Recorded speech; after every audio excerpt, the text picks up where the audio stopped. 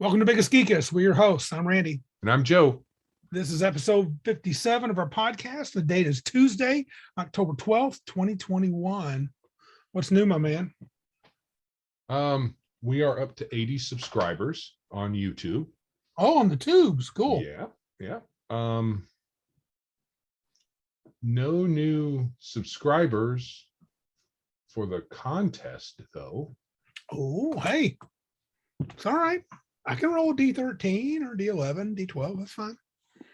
It's their choice. They're missing out on the sweetness. Yeah, you can subscribe on YouTube and not be in the running for the contest.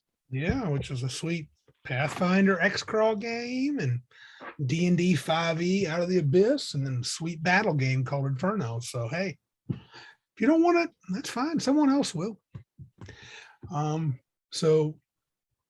Anyway, this week, you didn't get any gaming in, did you, bud? Still family still under the weather? No. Yeah. Jenny's still under the weather. So our schedule doesn't have gaming in mind at the moment. Well, week really for us, it was Friday to Tuesday is all. We podcasted Friday last time, right? Yes, we did. Days running together, but definitely cooling off around here a little bit. So anyway, so we jump into the Outlands and look at we got some old email, you said. Came to our old address. Right. Do you want to start with that or the call-ins? Let's do the call-ins. Yeah. Let's do the call-ins. What our peeps have to say, then we'll pull up the emails. All righty.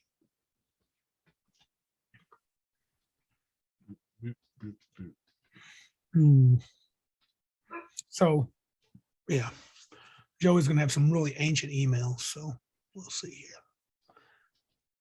From August is the That's awesome, man. It's ancient in internet terms, yes. Right. Is that the first one right there you're pointing to? Yeah, because the one before that is Big John of last week. Yeah. Okay. Hit us. Talking about Discord. Be careful, my man. You pop on, you have some games going on, you have some good conversation going on. You may end up getting addicted, just like podcasting. So I tease a little bit, but absolutely welcome. I put up a link on my blog in my little profile. Anybody who wants to come hang out with us over there is welcome. We have some hearty conversations talking about life, the universe, and RPGs, but don't always agree, but we try to always stay friends. So in any case, not kidding about the gaming. Discord is the place where I ran the one game that I got to run last month. Who knows? If you pop online, I may nag you into playing. Sweet. So is that Clear Square Ring Mail Discord channel? No, he's talking about Audio Dungeon. Oh yeah, I signed up for that today, so I'm on now. Okay. I have to get in there. And I invited Taylor over to Legion of Myth podcast. I mean, Discord. Their Discord. So. Gotcha. This is Taylor of Clearixware Ring Mail calling in again. Calling in about session 0. I can see how it would be useful if you're playing with folks you don't know. So, similar to safety tools at a con game, it's a good idea to kind of set expectations. Someone who comes in expecting a 5e game and you're running it like AD&D, that would help to know beforehand so that the pair don't waste each other's time. But one thing that I have against session 0 is time. When I was in college, we used to play all the time. But the way we managed it, girlfriends, wives, or sometimes even children would come along with the player and play with us. There were ways around sort of the family responsibility. I'm kind of in a place right now, and I will admit this is just me, where I've got 2 young children who are not D&D age. I've got a spouse, my wife, she's watched the games before, but we could never talk her into playing. So I don't have a lot of time to devote to gaming, and a handful of the folks that I know or who I gamed with in the past, they're in the same boat I am. We're in that same stage of life where you have the energy for it, but you just don't have the time. So for me, at least, doing a session 0, so establishing what you're playing, figuring out how the party's together, setting expectations, discussing house rules. If that can happen in a group text, or if that can happen in a group chat on your favorite IRC, that's ideal. So, because it's easy for someone in my shoes, it's easy for that person to find 5 minutes to check a text message. It's easy to find 3 minutes to respond to an instant message. But finding 2 to 4 hours, that's kind of rough.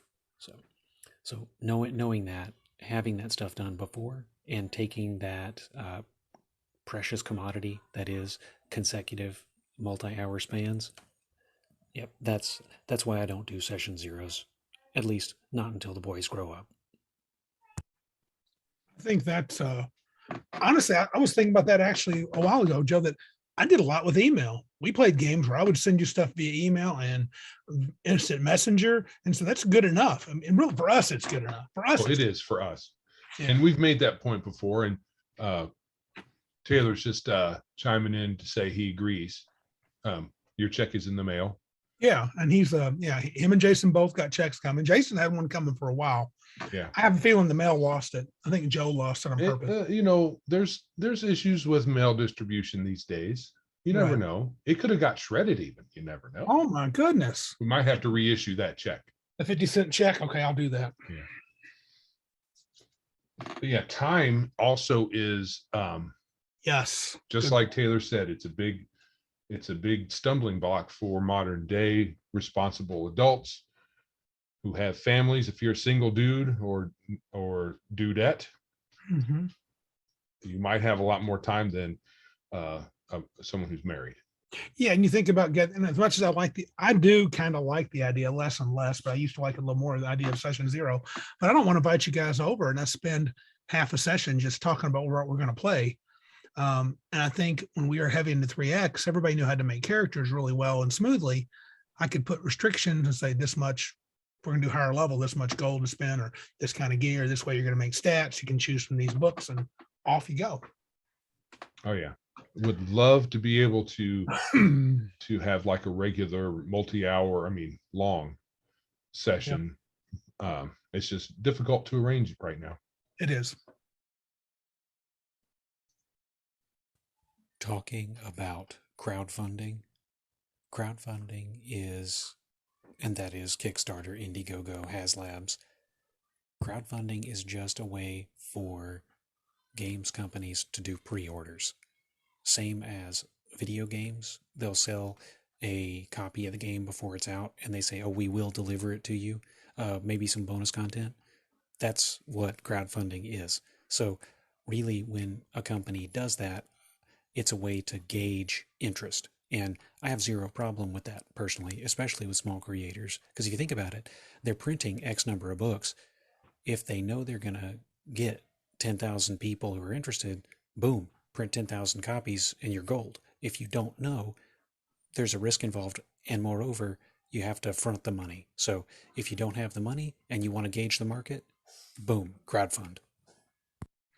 Yeah, I think anybody we know, our friends, Patrick and stuff, that want to, print a bunch of stuff or even see how much they want to, their next game is going to sell for. I think they have to crowdfund to have a good shot at printing it, because it's too risky otherwise. And granted, Hasbro and WotC, they could eat the cost, but take a chance. But why? Why would they bother? I mean, it is basically a pre-order system. I mean, people think that's what, it's not. That's what people think it is. So in good companies, it does work that way. Like I've said before, if you get something from Monty Cook Games, which I'm not a fan of, you're going to get it.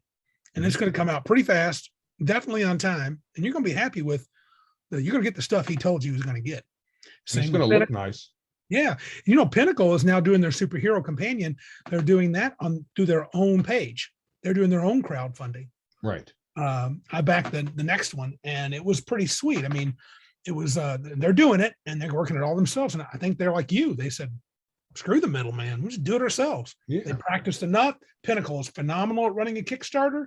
And you get plenty. You get your money's worth. And they have in-house people there, or they can farm out the technical aspect of doing their own crowdfunding. Yep. Because it's not just like, putting up a website with, dog pictures. It's a little more Yeah, it's a little more involved than that. It really is. Yeah. Okay. Yeah. Thanks. Thanks, Taylor. Some good points. All right. Uh-oh, Cypher. I made disparaging remarks about Cypher last Who's session. calling? Is that Jason It's calling? Jason. He's going to fuss. He's probably going to fuss at me. You're going to get us. Hey guys, as far as Cypher goes, I agree. I don't mind resource management, but I don't like the way that game does resource management. I don't like having to weaken my character to fire a burst out of a automatic weapon or to engage special powers, and I just don't like the resource management in Cypher at all. I also don't like other games do this as well, but I don't particularly like the idea of your experience, either use it to re-roll or get a better roll, or you use experience to level up. I like those kind of things to be separate. So that's just me. Excuse me. That's just me. So Jason, it is not just you, my brother. I don't like that either. I'm getting less and less fond of re-roll mechanics anyway. Me too. I want things to be a little more roll. It's what happened. And then you got these, and especially the experience point thing. I thought, and I've only played once in the Strange you played, but I was like, well, I don't play Numenera Gen Con, but we didn't get to level up. But the idea of leveling up where you have to burn these little experience points you get while you're playing, then you got to burn them, or you can use them to do cool stuff. So it's kind of hard to figure out, do I want to level up, or most people want to level up. So you probably won't use them to do cool things. I don't know. There's a lot of stuff about the Cypher I'm less than fond of. as far as making Mudsword more gritty, so the idea of if you don't have magical healing, having to sit out the fight, if you've been out and you just get saved by somebody using conventional healing, I like that idea. Also, have you thought about the idea of scars and serious wounds? So basically the concept is when they roll them over, when somebody comes and saves them, at that point you effectively do a death save, right? And it would be, so this is going to be a little bit complicated. It'd be a couple messages, I guess. But the thing I've been thinking about recently is, so you do use a death save like on a D20, right? On the first time your character ever has a death save, from 1 to 5, they're dead. And then on 6 to 20, they're alive, but you have scars.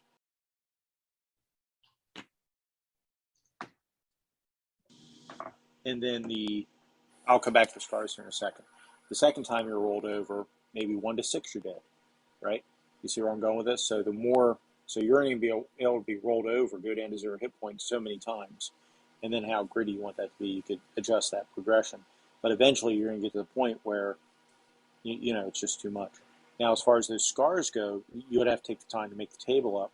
But I'm not talking about just a physical scar on the face, although you could do that, or that could be one of the options.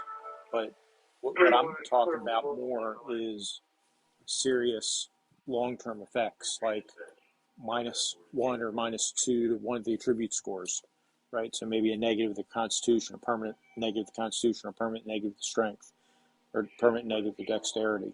And then, whatever the reason for that scar is, the physical reason that stat's lowered. That would be some serious, a serious effect on game. Less so in old school. Yeah.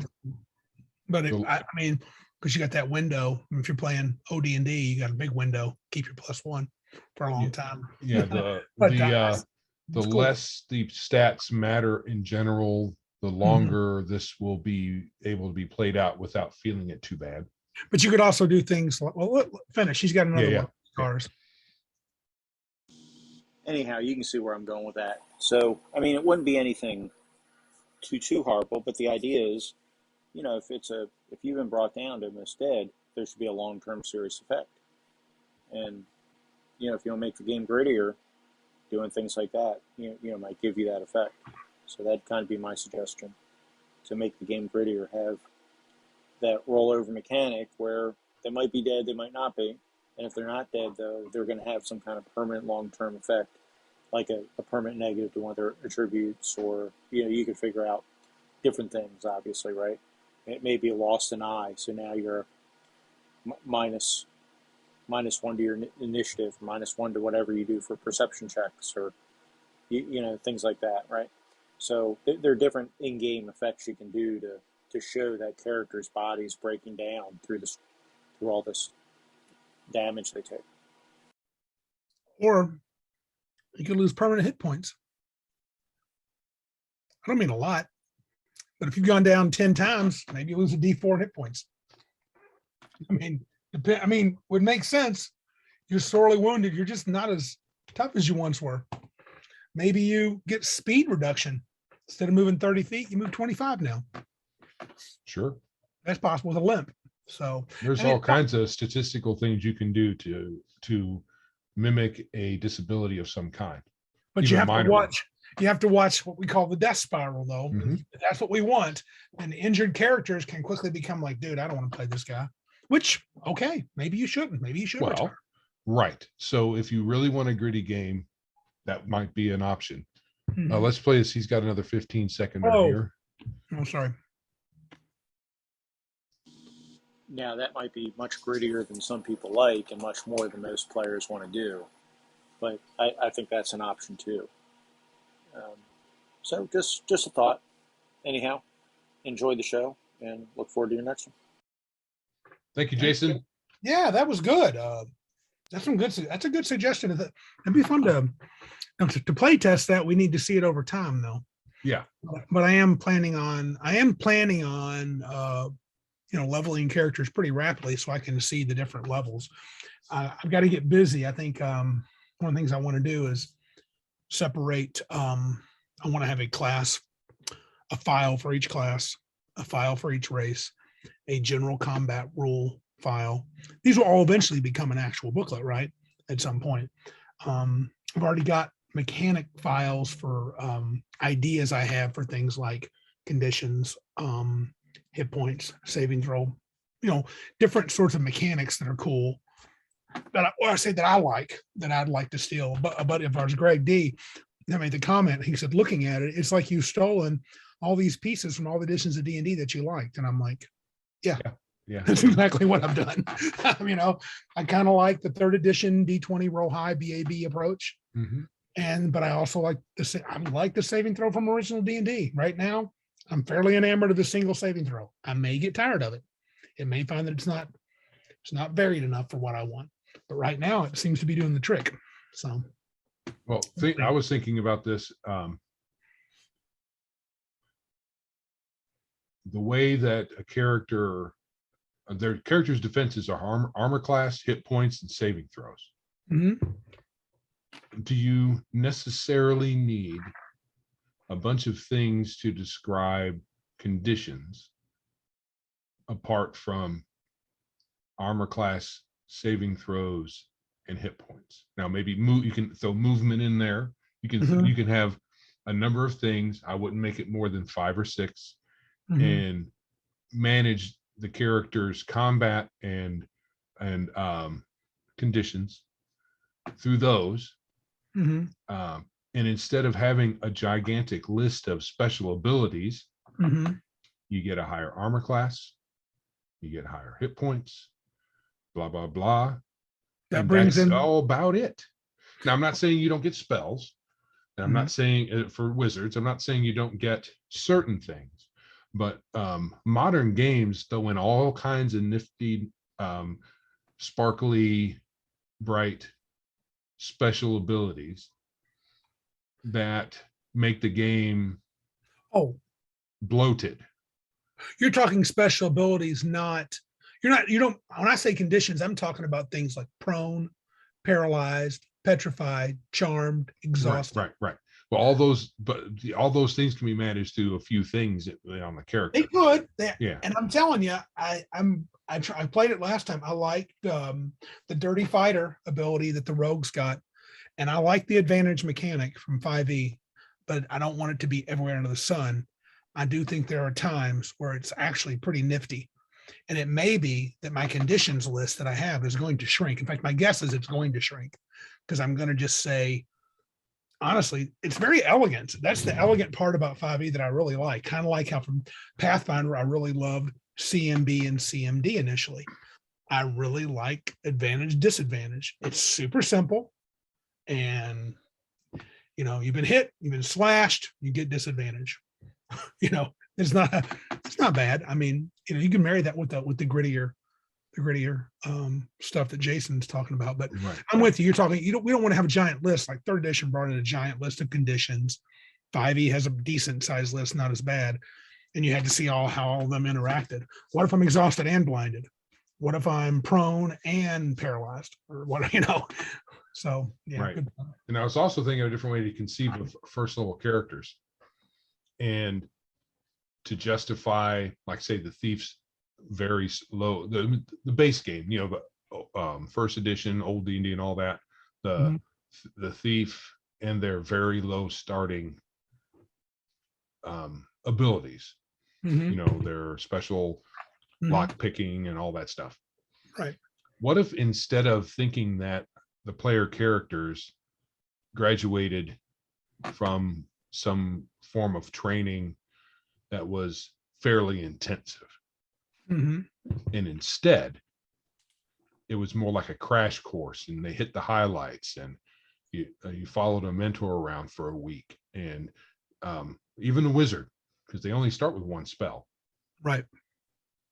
So reconceive the idea of training. So instead of and you can make a good point that a lot of thieves guilds, thieves masters and stuff, why do they want to make all these thieves that are super potentially even better than them, thieves, rather than say, you know what, I would like to have really good skilled thieves in my guild.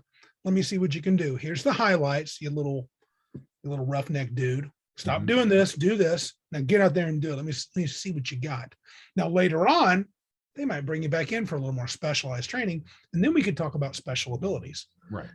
That's not a bad way to do it. Currently, it's just a conception.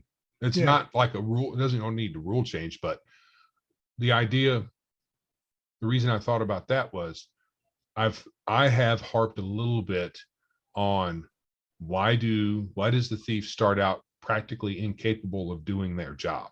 Yeah. Well, that's not the case in Mudsword, though. No, our background skills are allowing the thief to do some stuff right from the beginning. Right, but that is the case in older games. In the old conception of the game, they didn't really describe it that way, but you had very few fluff ways of conceptions of why does the thief come out with such low chances.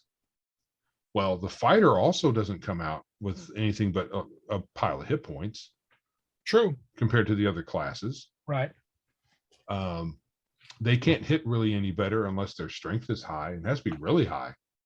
In the old version of the game, it has to be what? 17. Yeah. +1 to hit. Yeah. So that's in AD&D terms. So you could say a couple of different things. Yep. They had to pick it up on their own. So watching other people, sneaking peeks over the top of a wall, like in a lot of kung fu movies, that's how the hero first learns anything. Sneaking a peek, finding someone, maybe barely convincing them to show them a tiny bit of what they're supposed to be able to do.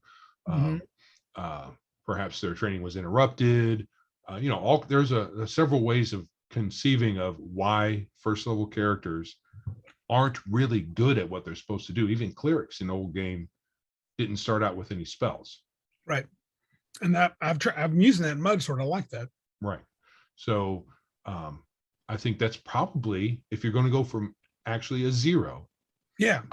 I have to come off my high horse and say they have to be 0s. And go from there. Not to make this almost coming a sub-segment of playing in the mud, but that's okay. I watched a couple of players' expressions as we were playing the other time. You missed the last play test. And I think it was funny when I think about how you responded to the difficulty of Mudsword. You commented several times the one you played. Oh, it's supposed to be hard. This should be hard. We're only first level. We shouldn't be good at stuff. You should probably fail more than you succeed in terms of rolls, right? And so maybe, and again, I watch players at the table and they're fully not used to that. It's been, even the ones that were experienced were like, yeah, I missed. I'm getting kind of grumpy. Yeah. And I guess it just, that's a conceit we need to think about. I mean, and you and I both clearly are leaning toward life's pretty hard levels 1 to 3 or 4. You may not have that first character. One of the reasons we don't want you making backgrounds too deep, don't write me a page and a half, is because you might be dead your first adventure. So, right. So in a game that's more narrative, where you're probably going to live and it's only going to be just a freak accident that your character is going to die. Make up whatever conception you have for your character, as long as you want to write it. It doesn't matter a whole, trilogy of novels if you really want to. Right. But from birth to 18, here's what I did. Right. In 5th edition, you can do that because, as long as the DM is following the rules in CR appropriate challenges, yeah. but you got to be careful. But yeah, first and second level in 5e is still pretty scary. Well, the suggestion is to hit 3rd level, to start at 3rd. Right. I mean, there is a suggestion to do that. So many groups may want to do that. They may not want to go through the iffy 1st and 2nd level, because it is actually iffy. But yep. And I think 13th age is like, you're pretty awesome from the get-go. There's never a problem. Though they do say in the book, then you may want to let characters level to level 2 after their first adventure, just because first level is no fun. Like, yeah, first level with 15 hit points, and a first level 13th age character is more like a 3rd or 4th level D&D character. Right. You can get yourself in over your head easily in 13th age at first level, but after first level, it's pretty much predictable. Well, you can, assuming the DM doesn't build appropriate battles. Right. They have that in there too. But to be fair to those guys, they designed it saying, don't always make fair battles. Because really the characters are much tougher than you'll read them, you go, if you first time playing 13th age, this is to Jason, I don't got the humble bundle. He told us that last time or time before last. You're going to read it. You're going to think, man, these characters are pretty tough.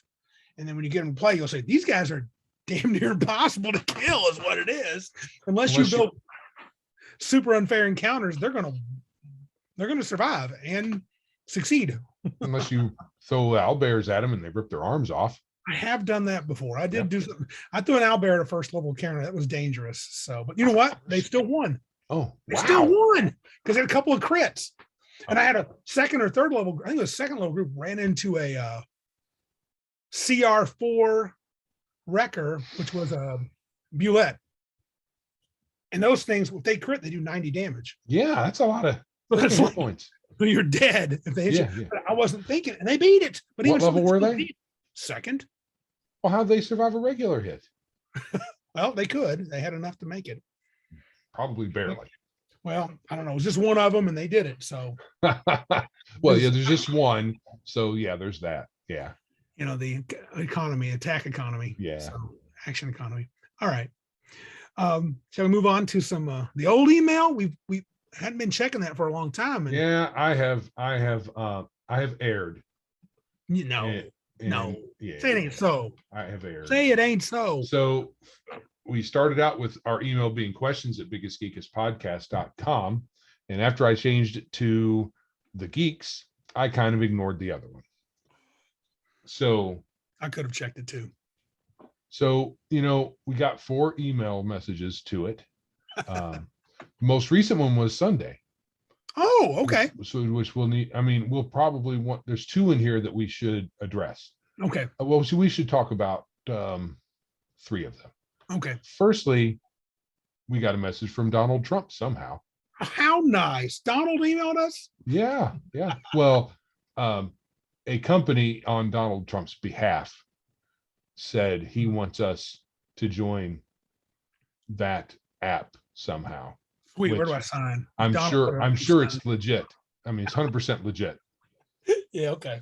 So we will seriously consider Yes. Seriously. Donald Trump's endorsement.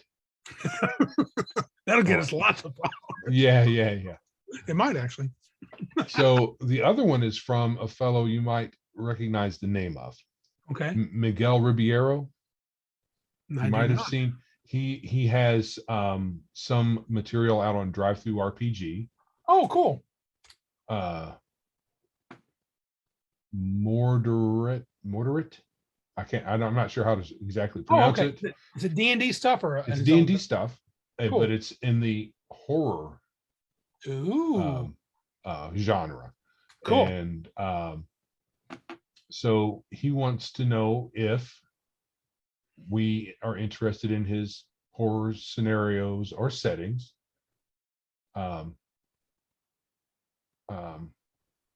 Or if we take submissions. I'm not really sure what he means, except maybe for review. So Oh, well, tell him. Well, Miguel, I will look into those. I might be. I love. so can you scenarios. access your email and see if you can pull this one up and respond to him? Okay. I think I can. I mean, like not right now. Right. But respond to, yeah. I will respond to Miguel. Now that's pretty old though, right? Is that an old one or more recent? It's from August.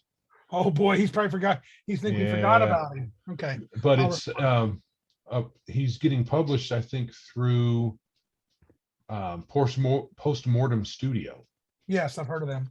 Yeah, that's Grim Jim. Oh, okay. Yeah. I'll check the old email. What was the old email address? Remind me. I know I have access to it. Biggest Geek is questions at biggestgeekispodcast.com. I know we went through setting you up so that you can get it through your email program. So okay, I'll check it out. Gotcha. Miguel, even if you're not listening, I'm going to reply to you. yes. The other one is from a fellow named we'll just give him on the Legion of Myth Discord. His name is Arnman, Arnman. You may have seen him over there, but you might not remember. You're not there very much, so you need to take care of that. I need to take care of that. Yes, Arnman. But he's a Michigander. Ooh, cool. And he said he lives near Dundee. I don't know where that's at. I know roughly. I've heard of it. I think I know roughly where it is. I'm not originally from here, and you've South, lived and here I longer. believe it's south and west of us. Okay. So what? Cool. I was introduced to your podcast via Legion of Myth. Yay! Sweet. He says, "Nice work." I'm an old guy. Yay! So are we. Yes. So are we, Arnman. We are very familiar with that. That played D&D for a few years, starting in '77. So he's a couple of years older than us. Oh, dude. Okay. We didn't start until 1980. Yeah, 80 is when we started. Yeah. Something like that. Yeah. He lives near Dundee and would love to make some connections. Oh, okay. Cool. Please keep him in mind if anything comes up. So we will hopefully he listens, and we will get back with him. Yeah. When was that sent? Sunday. So that's recent. That's recent. Good. Yes, good. I will. I'll respond to him too. So thank you, and man, I don't want to say your name online unless you've given me permission. Is it Ann or Arn? A-R-N? Arnman. A-R-N-M-A-N. He's on the Discord. Roger that. The Legion of Myth Discord. Yes. I've been wondering if I should spruce up the Biggest Geekest Discord. We've never really used it except to record some podcasts early on. Yeah, I think we should. Try, and I need to be active. We should post some questions and see if people want to chat about stuff. We got one guy commented. I saw a guy commented on ours. He said, "Good job, guys." So okay, that's cool. We should probably become more active. Well, when I say we, I really mean me, because Joe is being very active. Yeah. So as much as I can. I mean, yeah, I get kind of social media fatigue. Yeah, I just forget about it. Joe and I both have Joe's life is a little more hectic than mine, but even mine, sometimes I get caught up in stuff and I just want to decompress and not mess with the internet. But, I really wanted to jump on the other night. I meant to mention the other night when you were doing that Legion of Myth just kind of chat you guys had, told me to jump on. I would have, but I was already in the bed. Right. So I don't want to get up and do it, but that was cool. That was good. I said Miguel Ribeiro's name, but not the other guy's name. Dude. Okay. It's all right. Miguel, we're sorry. We've outed you. I don't know. Maybe I'm being a little anal about that. I don't know. Probably a good idea. If they have a sweet code name or something, we should use it. Yeah. Their email. Use their email name if it's not. So it's the same. So it's no difference. Okay. Anyway, there is that. Those are the old email. Cool. We haven't gotten really any new email. Okay. At the new address. Yeah. Except some anchors spamming us with different offers and stuff. Right. So cool. Thanks for all the voice messages and the emails. I'll try to get back to Iron Man and Mr. Postmortem Studios guy.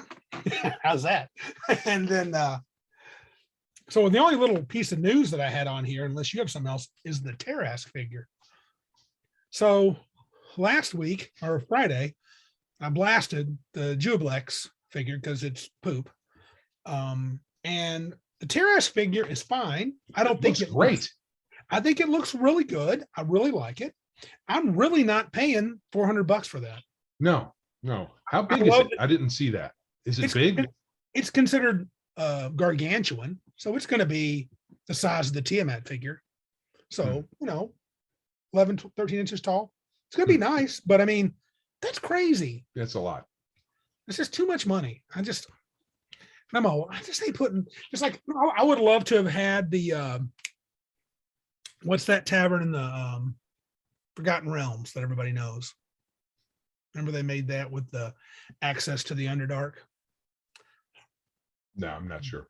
I don't know. Anyway, they made that tavern. That looks, remember we had that months ago. Oh, yeah. The new Tiamat figure is awesome. It's a flying gargantuan Tiamat.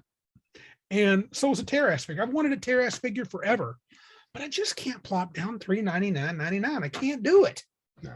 And it's just, why are they pricing these things so crazy? And maybe it's just what they cost. At least the Terrask is something that's, I could see someone going, there's a vanity item. And I bought vanity items, but not that much. I just can't go that high. Well, you're only going to buy one. Oh yeah. Why would you ever want more than one? And not many people are going to buy it. And they did put a lot of detail on it. It's not just a regular sculpt of something they're going to have thousands of. Yeah, it looks wonderful. So I get that, but still $400.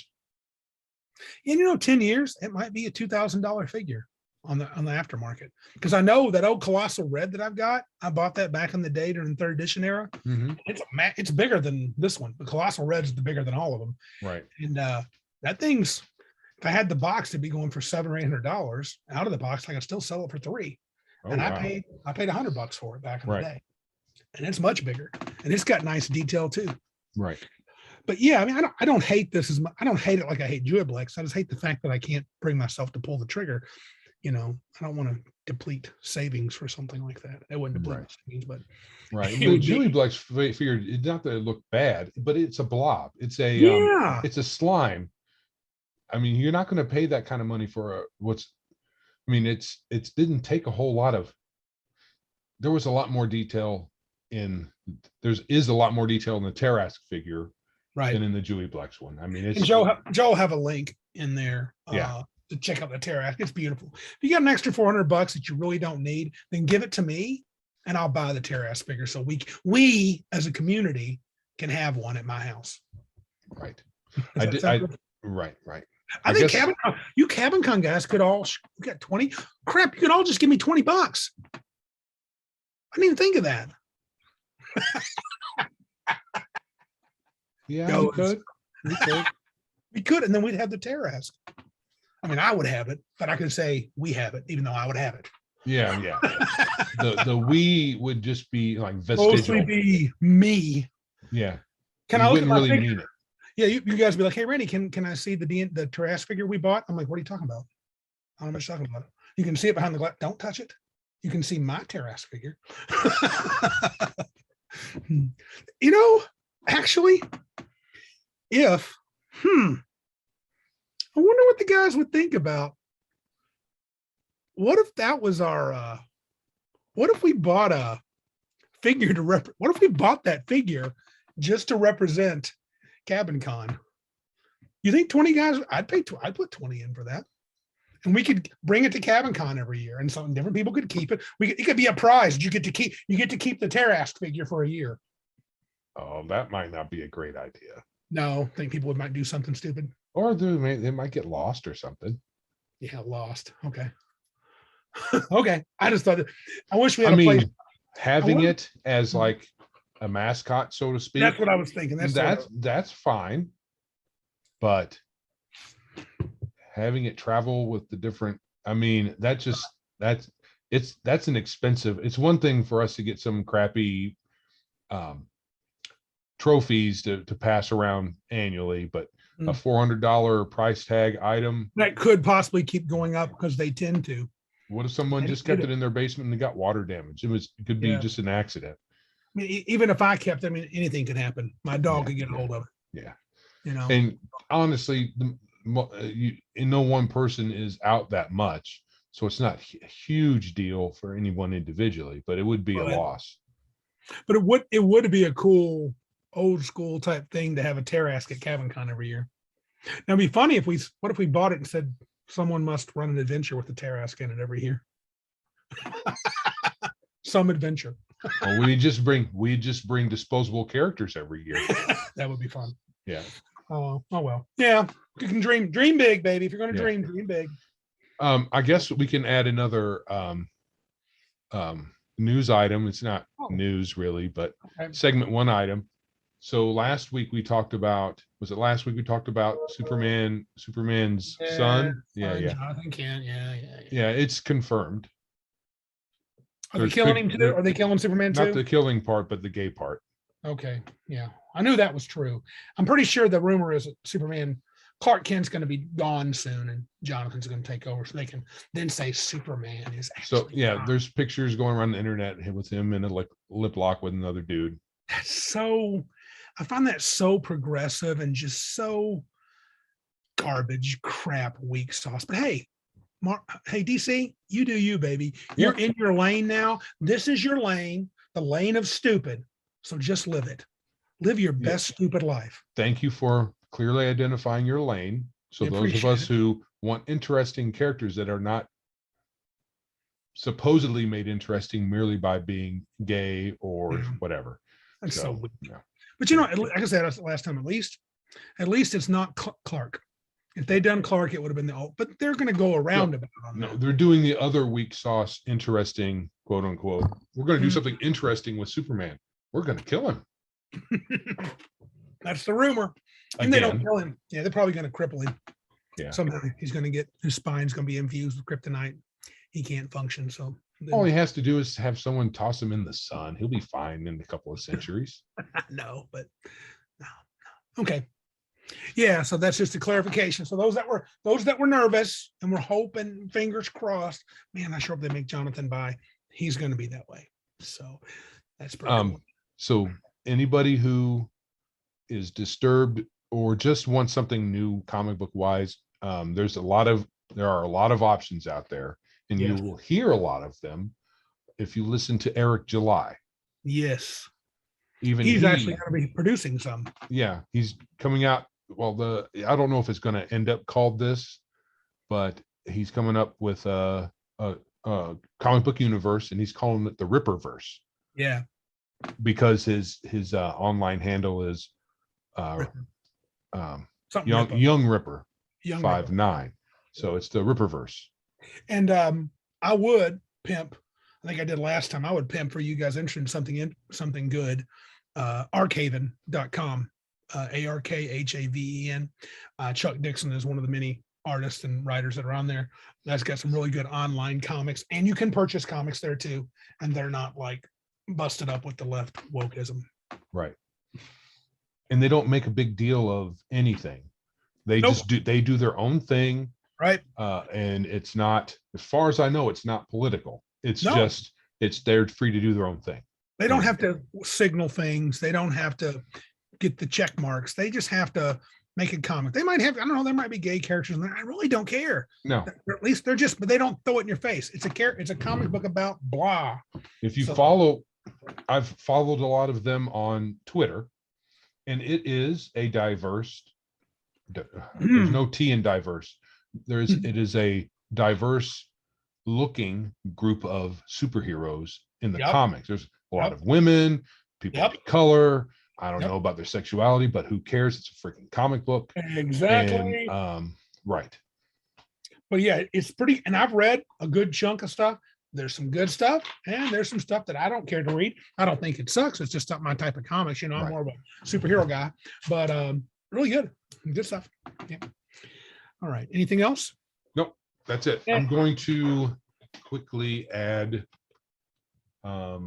stuff to the,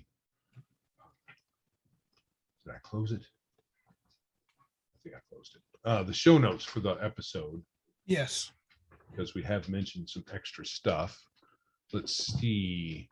We talked about gay Johnathan Kent. Yep. And Arkhaven.com. Ark. Is that one word? Yes. ARKHAVEN. Check it out. You'll like it too, Joe. Lots of free Arkhaven. reading on there. Yeah, I meant to do that the last time you mentioned it, but forgot. Arkhaven and Eric July. I definitely enjoy that style that's less. I'm not an anime guy, folks. You guys know that. And so I like the Arkhaven art. Most of it's more like the 90s style art. And I like that better than most modern comic book art. It's not for me. Yeah, and for those who don't know, Eric July is a black dude. Not that it matters a whole lot, but his inaugural comic is going to be about a black hero. So Yeah. I'm sure it'll be good. At least it'll be interesting. It'll be good. I don't know. I don't know if Eric's a good writer. We'll find out. he does ghostwriting as a profession. Oh, okay. Well, So he knows how to write. Okay, cool. Good. I'm excited to see it. Yeah. I'm buying the first one.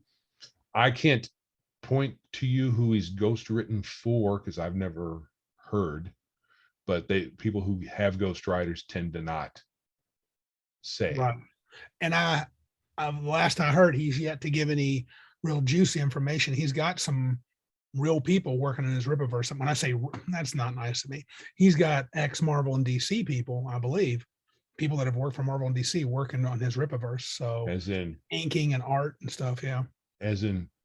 Was working for Marvel or DC like yesterday. I mean, not No. yeah, Yeah. very recent past, not like years No. and years and years ago. No. Not like he's not pulling Chuck Dixon off the shelf, even though I think Chuck Dixon is awesome. And if he writes something, you should read it because he's a bomb. All those Batman writers, Denny O'Neil, Doug Mintz, those guys back in the early 90s stuff. That's some good Batman stories. I think Nightwing, because he was Nightwing. on And Robin was- back then too were good. right, but Chuck Dixon was on Eric July's show, and he Mhm. was he's the one who came up with the Nightwing thing. Oh, I think he did. And I know he wrote the first like 30 or 40 issues of Robin when it was Tim Drake.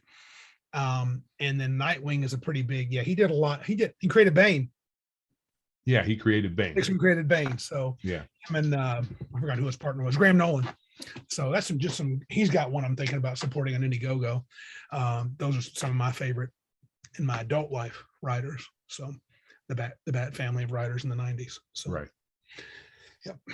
All Okay. right.